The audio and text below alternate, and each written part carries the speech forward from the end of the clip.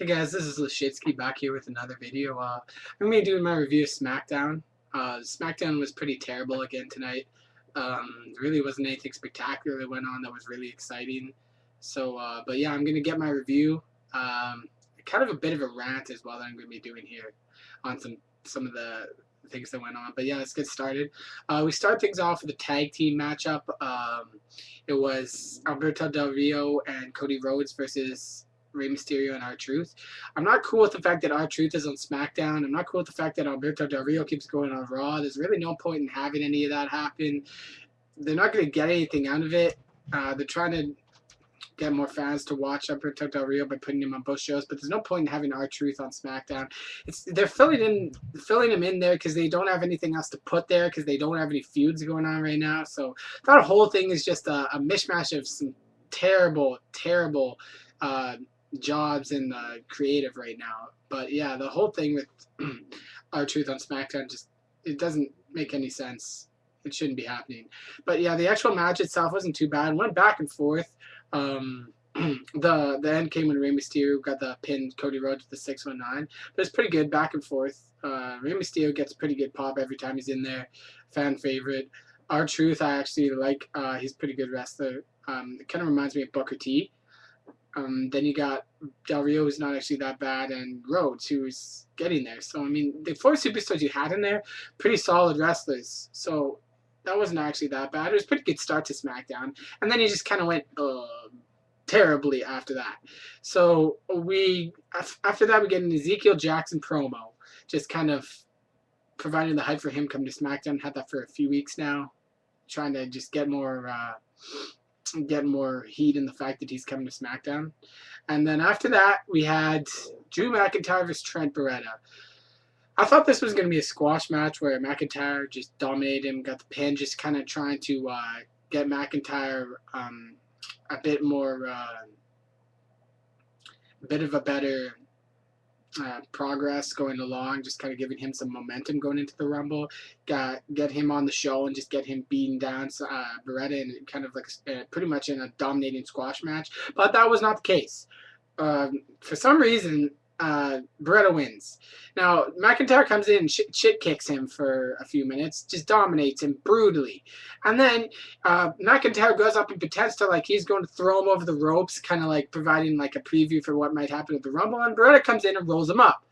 Like, what is that? Horrible. Like, you shouldn't have a jobber like Beretta beating Drew McIntyre.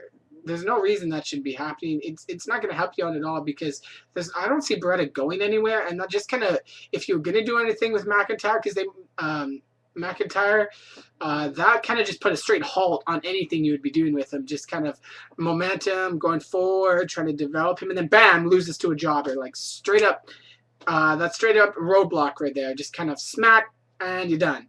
Like that's really no reason for that. And then he comes in and beats him down backstage.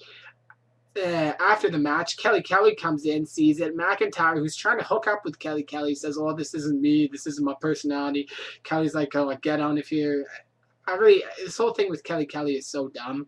Like, McIntyre shouldn't care if he's gonna be a heel who has like no, but trying to provide is he has like no real sense of like humanity, and then you have him trying to hook up with Kelly. I really think they should just get rid of that whole thing.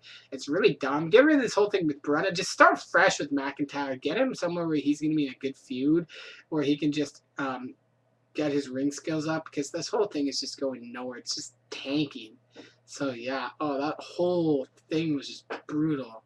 Then you got Wade Barrett in an interview with, where he's talking about he's on SmackDown now, talking about coming for Raw, where he was so-called a Julius Caesar on Raw. That was pretty dumb, that whole thing. Pretty stupid, just kind of saying he's going to run SmackDown as their Julius Caesar. Really pointless. But you get into the actual match now. Big Show versus Wade Barrett, hype from last week. I actually thought that this, if they carried on this feud, which they probably won't because of what happened next, and I'll get into that, but if they were to carry that on, it would be pay-per-view worthy. I'd watch that. It'd actually be pretty exciting to watch Barrett and Big Show. Could be pretty exciting. You could get a good feud out of that, but it didn't happen because of what happened during the match. So the actual match starts. Barrett attacks the knee of the Big Show, just kind of trying to get him to his knees, get it an equal base. And but Big Show comes back, goes in for a choke slam, and this is when the terrible things start happening, where you got Gabriel and Slater coming in, and I'm just thinking, not again with this crap. Now you're disbanding the Nexus. I think it's good to go. And then you bring the other half to SmackDown. So now you got two Nexuses, one going on Raw, one on SmackDown. You disband them from 8 to 4. You got the newer version on Raw. You got the newer version of guys, Season 2 guys, and Tug on Raw. And you got the original guys on SmackDown. Like, please, no, don't do this again. Let Barrett fight as a singles competitor. If anything, keep him maybe with Slater, because I don't know. Well, I don't know if Slater's going to go anywhere, but maybe just to kind of keep that going, but don't put him with Gabriel and Slater, because Gabriel could be a good singles wrestler, but no, you cram him back in there with Barrett and with Slater again, and it's just, this whole thing's probably not going to go anywhere. If it does, I'm going to be so pissed off. Just cut it with these freaking stables. Like, there's no place for stables in the WWE anymore, because there's no intrigue, there's no reason for them, because the fact that you don't really have any feuds going on. There's no reason for a stable to run a show, because there's nobody that's going to feud with them, and you can't set up two good stables. You can't even set up two good tag teams, let alone 3 or 4 guys. So just cut that whole thing, please. It's just not going to go anywhere. And then you get a little bit more interesting when you get Ezekiel Jackson coming in, and he stares down the Big Show, comes in the ring, and hammers him with a huge clothesline. So now you got Ezekiel Jackson debuting on SmackDown, taking down the Big Show. That was actually not too bad, and I would have appreciated that a lot more if it was just Jackson and the Big Show. But no, you got Barrett, and you got Slater, and you got Gabriel now. And this whole thing turns into Barrett aligning himself with Jackson and with Slater and Gabriel. Jackson comes in and hits Big Show with a power slam. You've seen like huge guys take huge slams now going on all the time. You got Jackson picking up Big Show and slamming him like it's nothing. Like, I don't appreciate that. I never liked it when you got guys like picking up the Big Show like the superhuman. I remember when like a long time ago, back before my day, but when you had like Hulk Hogan slam Andre the Giant, that was like iconic. Now you see it all the time. So yeah, that was all kind of sketchy there. But now you got this. I hope it's not a stable. I really don't want that to go any further with Jackson and Barrett and Gabriel and Slater. I really hope they just cut that there. I mean, I don't have a problem with them developing Jackson. He could be a power guy. He could be the next Batista if they develop him properly. But don't put him in this stable. It just doesn't work. There's no reason for that. Like, they have nothing in common. It just doesn't make any sense to have those guys together like that. You should be letting Gabriel go on his own, maybe Slater and Barrett, and then let Jackson do his own thing on SmackDown and maybe develop. But don't do that. That whole thing, I don't like it all. I really hope it doesn't go any further. Probably will, which kind of pisses me off. So then you got, after that, you had a Divas match, Michelle McCool and Beth Phoenix. Just a traditional Divas match. That's probably the 2 best Divas on SmackDown that were fighting. But, I really don't care about the Divas matches. Beth Phoenix got the win. That's about all I have to say about that. Then you had a really good Shawn Michaels tribute video about him going into the Hall of Fame. Really nice. Just a good video, solid. Really liked it. Then you had one of the worst segments I've ever seen in the history of SmackDown. Oh, I wanted to shoot myself. One of the worst things I've ever seen. You had Guerrero complaining to Long about not being on SmackDown last week. Long's trying to do his own thing. He's on the phone talking about this whole thing with the Big Show getting attacked by Barrett and Jackson and all of them. And so he leaves, and now you got Guerrero in Long's office with Ziggler, and they don't make out, which would have been even worse. But they do this whole, like, Eskimo kiss thing. Where, like, you touch noses and you, like, rub your noses like that. And, for 12 seconds they had the Eskimo kiss. And I was like, someone hand me the gun so I can blow my brains out. Oh, it was so bad. Like, really? Nobody wants to see them do an Eskimo kiss for 12 seconds, let alone 1 second. They're just rubbing their noses. I felt like it went on forever. And, I just can't even explain in words how disgusting that was. There's no place for that. Just, words can't describe how terrible that was. So then you got Kingston and Swagger after that. Kingston comes in, cuts a promo for about 30 seconds, your traditional face promo with, I couldn't have won the Intercontinental title without the fans. You really don't see Kingston talking that much. He's kind of a quieter guy. I like it whenever he talks. I think they should get him doing that more often.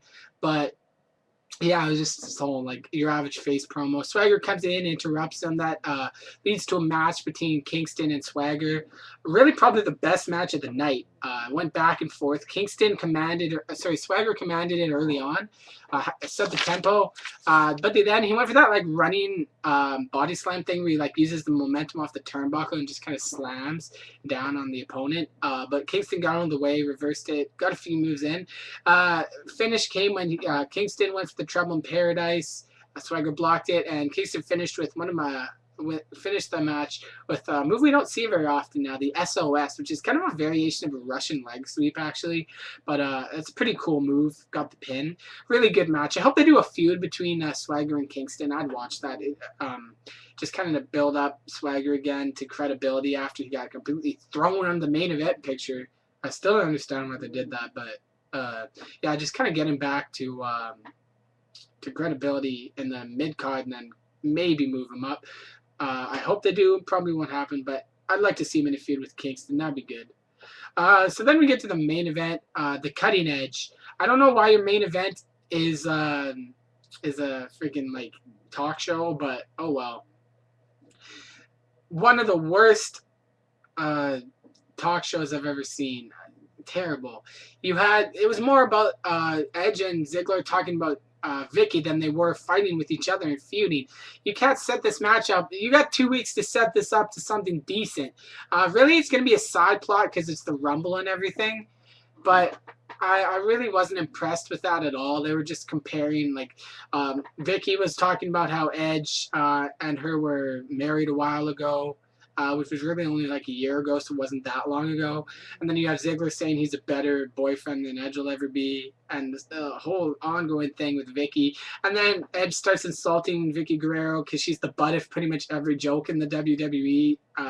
Whenever you have a joke, you just friggin' throw Vicky Guerrero in it and it works.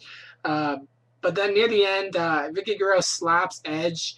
He goes to give her a spear. Ziggler comes out, hits the zigzag on Edge onto the steel steps, and then Guerrero and Ziggler make out to end the show.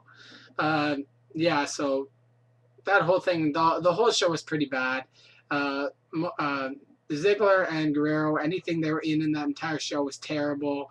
And the only half-decent matches were the tag team match was okay, and the Kingston Swagger was not bad. But overall, the show was pretty terrible. So yeah, those are my thoughts on SmackDown tonight. Give me your thoughts. Let me know what you think and if you thought the matches were okay and what you thought of the show tonight. Yeah, I'm out.